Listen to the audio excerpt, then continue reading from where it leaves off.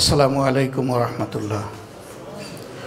আলহামদুলিল্লাহি রাব্বিল আলামিন ওয়াসসালাতু ওয়াসসালামু আলা রাসূলিহিল কারীম ওয়া আলা আলিহি ওয়া সাহবিহি ওয়া আহলি বাইতি আজমাইন। আউযু বিল্লাহি মিনাশ শাইতানির রাজীম। আল্লাযী খালাকাল মাউতা ওয়াল হায়াতা লিয়াবলুয়াকুম আইয়ুকুম আহসানু আমালা ওয়া হুয়াল আজিজুল গফুর। সাদাকাল্লাহুল মাওলানাল আযীম। প্রিয় ডক্টর আজম ওবায়দুল্লাহ ভাই স্মরণে আজকের এই স্মরণ সভার সম্মানিত সভাপতি, সময়ের অন্যতম জাতীয় প্রধান কবি, আজকের সভার সম্মানিত সভাপতি কবি আল মুজাহিদি, মঞ্চে বসা সহকর্মীবৃন্দ, গুণীজন, আজম ওবায়দুল্লাহ ভাইয়ের পরিবারের আপনজন, প্রিয়জন, সহকর্মীবৃন্দ, শুভাকাঙ্ক্ষীবৃন্দ, মিডিয়ার বন্ধুগণ, আল্লাহ তাবারক ওয়া তাআলা এই দুনিয়ায় মানুষকে সর্বোচ্চ মর্যাদা দিয়ে পয়দা করেছেন, মর্যাদাপূর্ণ দায়িত্ব পালনের জন্য। আল্লাহ তাআলা মানুষকে দুইটা মৌলিক পরিচয় দিয়েছেন। মানুষ হচ্ছে আল্লাহর আবদ, মানুষ হচ্ছে আল্লাহর খলিফা। উবুদিয়তের মধ্য দিয়ে মানুষ আল্লাহর প্রতি তার চরম আনুগত্য প্রকাশ করবে। খেলাফতের দায়িত্ব আঞ্জাম দেওয়ার মাধ্যমে এই দুনিয়ার শৃঙ্খলা বিধান করবে। এই বিরল সম্মানটুকু আল্লাহ মানুষ ছাড়া আর কাউকে দান করেননি। এই জন্য মানুষ সম্পর্কে এই সূরা মুলকের এই দ্বিতীয় আয়াত। কালামে হাকিমে মানুষ ছাড়াও বিভিন্ন সৃষ্টি সম্পর্কে আয়াত আছে। এই আয়াতটি specially designated for human being.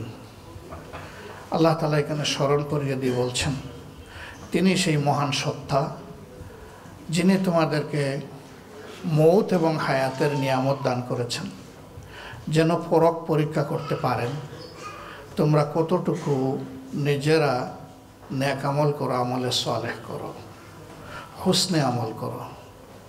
মনে রাখবা, আল্লাহ তাআলার নিয়ামতের নাশুকরি কিংবা বিদ্রোহ যারা করবে, আল্লাহ তাদের ব্যাপারে অত্যন্ত কঠোর। দুনিয়ায় তারা অপমানিত, লাঞ্ছিত, আখিরাতে তারা হবে বঞ্চিত আল্লাহর নিয়ামত, সমস্ত নিয়ামত থেকে।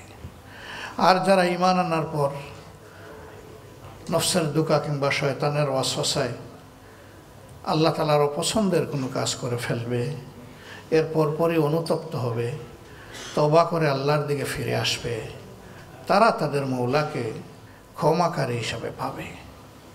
আল্লাহ যা বলেছেন সত্য বলেছেন। সম্মানিত ভাই বোনেরা, আজম ওবায়দুল্লাহ ভাই সম্পর্কে আজকে যারা কথা বলেছেন, তিনি জীবিত থাকা অবস্থায় এই কথাগুলো আমার বিশ্বাস কেউ বলেনি। সে মানুষটাই ভালো মানুষ, শ্রেষ্ঠ মানুষ, যার আড়ালে আবদালে মানুষ তার ভালো কাজের কথা স্মরণ করে শ্রদ্ধার সাথে এবং তার জন্য অন্তরের ভিতর থেকে অন্তঃস্থল থেকে দোয়া করে। ওনাকে কেন্দ্রের প্রয়োজনে এই সাংস্কৃতিক ফন্ট এবং আরও কিছু গুরুদায়িত্বের জন্য যখন আমরা চিন্তা করলাম, ওনার সাথে বসলাম, ওনাকে আমি বললাম, আপনাকে ক্রমান্বয়ে চট্টগ্রাম থেকে কুইট করে এখানে চলে আসতে হবে।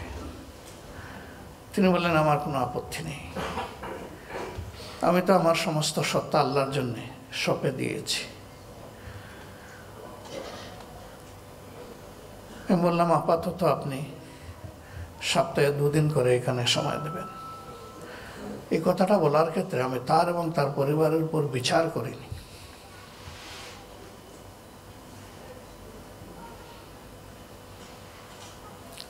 পাঁচ দিন তার পেশাগত এবং সাংগঠনিক দায়িত্ব পালন করার পর 2টা দিন তার এবং তার পরিবারের পাওনা ছিল, এইটুকু তিনি আমাদেরকে দিয়ে দিলেন। যখনই প্রয়োজন হতো বলতাম যে আগামী অমুক তারিখ আপনাকে অমুক দেশে এতটুকুন সময়ের জন্য যেতে হবে, কখনোই একটিবারের জন্য বলেননি আমার তো অন্য একটা অ্যাসাইনমেন্ট আছে। কাবিলতু। একমাত্র ব্যক্তি যাদেরকে আমি বিদেশে পাঠিয়েছি, ফিরে এসে তার সফরের একটা ব্রিফ রিপোর্ট লিখিত আমাকে দিতেন।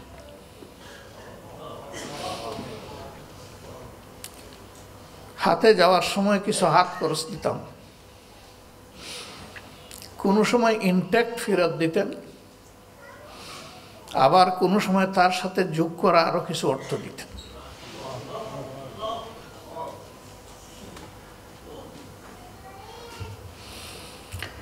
আমি জিজ্ঞেস করতাম যে আপনাকে দেওয়া হয়েছে তো বাকিটা কোত্থেকে আসলো? বলতেন যে ওই সফরে কিছু মানুষ আমাকে গিফট করেছে। যেহেতু আমি সংগঠনের প্রয়োজনে এবং সংগঠনের খরচে গিয়েছি, কাজে গিফটটা আমাকে সম্মান করে দিল, এটি আমার পাওনা নয়।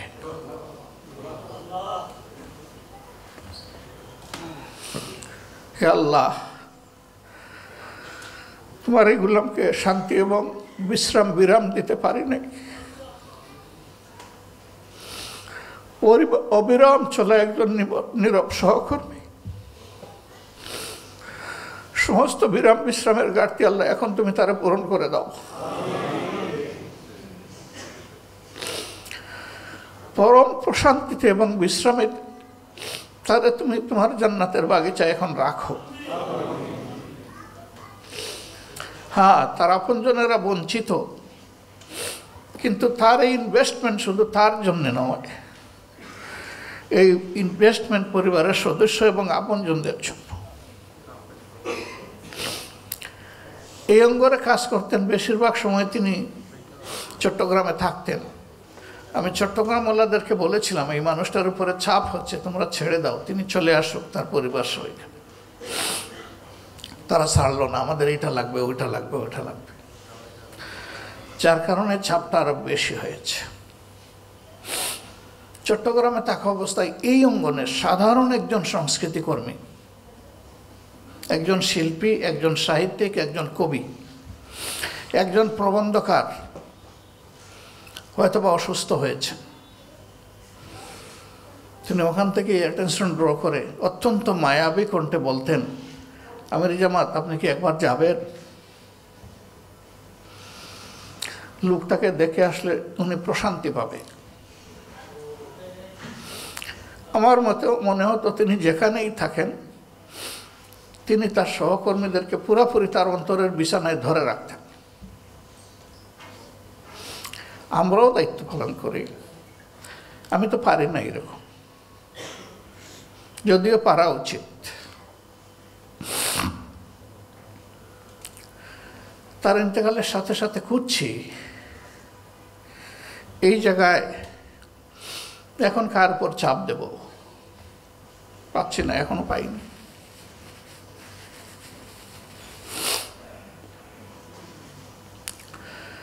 আল্লাহর কাছে আরজ করি আল্লাহ যেন এই ঘাটতিটাও পূরণ করে দেন।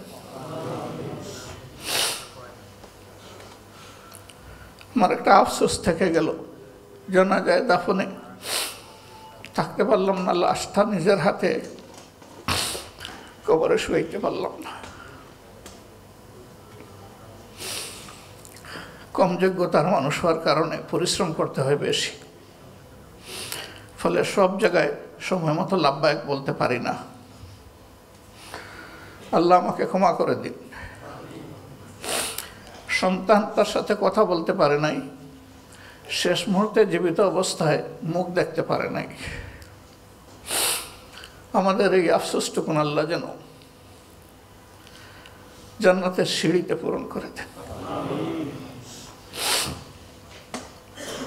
তার পরিবারের প্রতি আমাদের দোয়া। যে পথে চলতে গিয়ে আমি গভীরভাবে বিশ্বাস করি তিনি মহান রবের দরবারে সম্মানিত হয়েছেন, তারা যেন এই সম্মানের রাস্তাটা কঠিনভাবে আঁকড়ে ধরে। আল্লাহ তাদেরকে যেন এই তৌফিক দান করেন।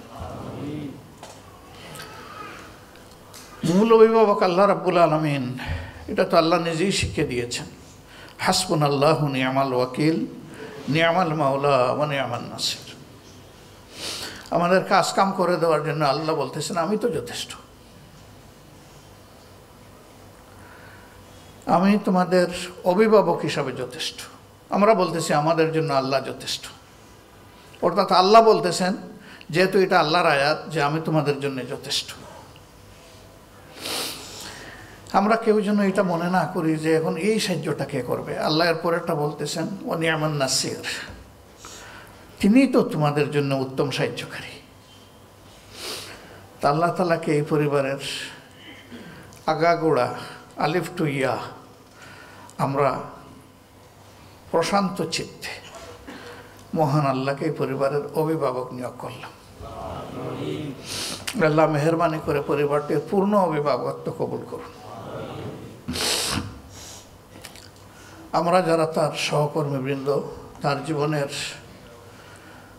ভালো ভালো কাজের এই প্রবন্ধ, এই কবিতা, আমি ওই হাতে লেখা কবিতা প্রবন্ধ বলছি না, আমি কাজের বাস্তব কবিতা বলছি।